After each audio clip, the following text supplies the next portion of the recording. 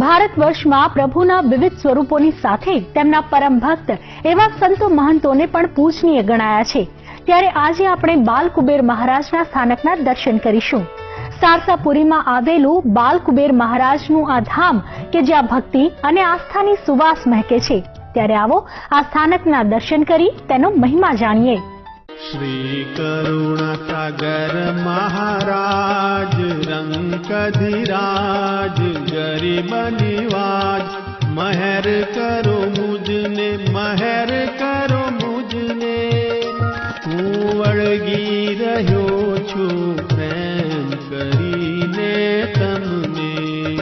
श्री करुणा सागर महाराज रंकधिराज गरीब निवाज महर करो मुझने महर करो मुझने। ચરોતર પ્રદેશમાં વિક્રમ સંવત 1829માં આણંદના સારસા ગામે એક દિવ્ય પુરુષ પ્રગટ થયા। સચરાચર સૃષ્ટિના કલ્યાણ અર્થે તે દિવ્ય પુરુષ માનવ જાતિને સૃષ્ટિના રચયિતાની ઓળખ કરાવવા અને તેનું જીવન લક્ષ્ય યાદ અપાવવા માટે પરમપિતાના દૂત બનીને આવ્યા।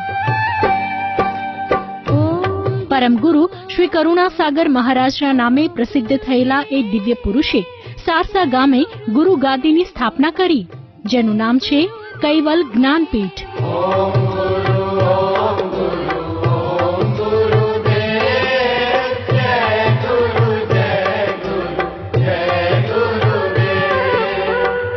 બાળકુબેરના આ મંદિરનો ઇતિહાસ ખૂબ રસપ્રદ છે।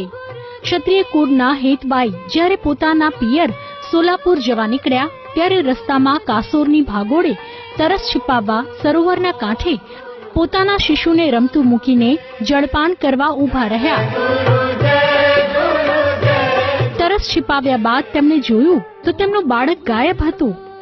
કલ્પાંત કરતા હેતબાઈએ વૃક્ષ નીચે આભાયુક્ત બાળકનો ભેંટો કર્યો। તેમણે આ બાળકમાં પોતાના પુત્રને શોધવા પ્રયત્ન કર્યા ત્યારે આ તેજપુંજ સમાન બાળકે સ્મિત કરતા કહ્યું, હું જ તમારો પુત્ર છું। હે માતા, પૂર્વ જન્મમાં પાલકી દ્વીપમાં તું અને તારો પતિ એક બ્રાહ્મણ યુગલના રૂપે મને સુમંતા અને હરદેવના નામે મળ્યા હતા। તમે બંનેએ પૂરી નિષ્ઠાથી મારી સેવા કરી હતી। ત્યારે મેં તમને વચન આપ્યું હતું કે આવતા જન્મે હું ફરીથી જંબદ્વીપમાં મળીશ અને તમને પંચમી અખંડ કૈવલ મુક્તિના અધિકારી બનાવવાની કૃપા પ્રદાન કરીશ। આ તેજસ્વી બાળક બીજું કોઈ નહીં પરંતુ જ્ઞાન સંપ્રદાયના આદ્ય સ્થાપક પરમ ગુરુ કરુણાસાગર મહારાજ સ્વયં હતા।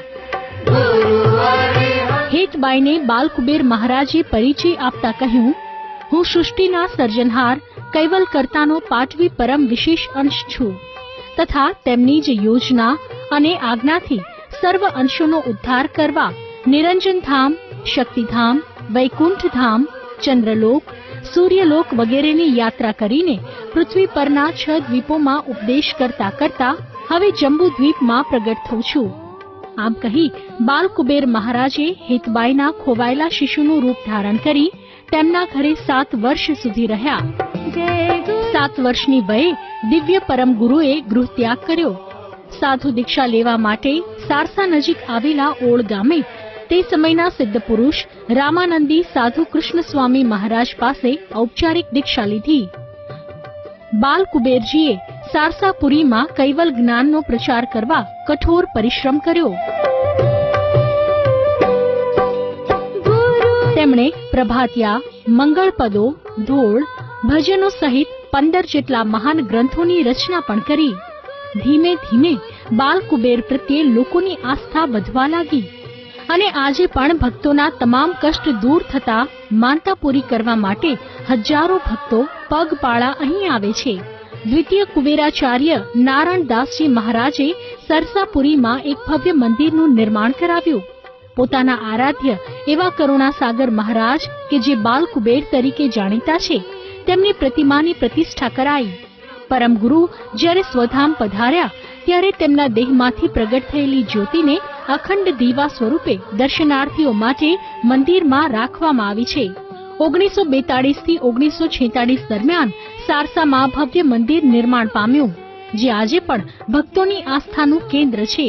મંદિરના ગાદીપતિ અને સપ્તમ કુબેરાચાર્ય અવિચલદાસજી મહારાજે કરુણાસાગરના બાલકુબેર તરીકે જાણીતા થવા પાછળની કથાનું સુંદર રીતે વર્ણન કર્યું છે કે બાલ સ્વરૂપે પ્રગટ થયા હતા.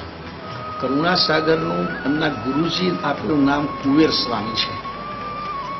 એટલે કુબેર સ્વામી બાલ સ્વરૂપે જો પ્રગટ થયા એ ધામને બાલકુબેર કહેવામાં આવે છે.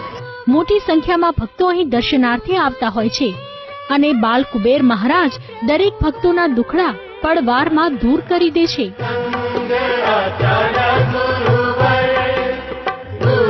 બાલકુબેરના આ મંદિરમાં વર્ષ દરમિયાન અનેક તહેવારો ઉજવાય છે. મહાબીજનો અહીં રંગેચંગે ઉજવણી થાય છે, જેમાં આખાઈ ગામમાં રેલી કાઢવામાં આવે છે અને હજારો ભક્તો માટે ભંડારાનું આયોજન થાય છે. વૈશાખ સુદ પૂર્ણિમા અને ભાદરવા સુદ પૂર્ણિમાની પણ વિશેષ ઉજવણી થાય છે. આ દિવસે ભજન, ભોજન અને ભક્તિનો ત્રિવેણી સંગમ અહીં જોવા મળે છે.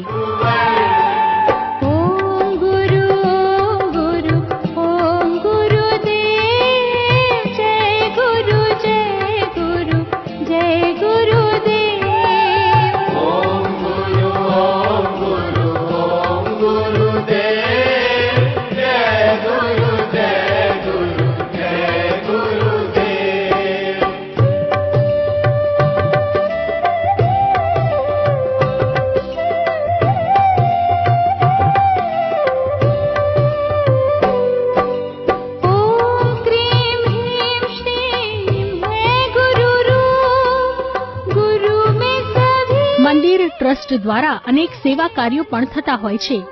ગરીબો અને આદિવાસીઓ માટે આંખોની હોસ્પિટલનું નિર્માણ કરાયું છે, જ્યાં વિનામૂલ્યે મોતિયાના ઓપરેશન કરાવી આપવામાં આવે છે. ઉપરાંત અહીં ગૌશાળામાં પણ ગાયોનું સંવર્ધન અને સંરક્ષણ કરવામાં આવે છે. ભક્તિ સંદેશ, સંદેશ ન્યૂઝ.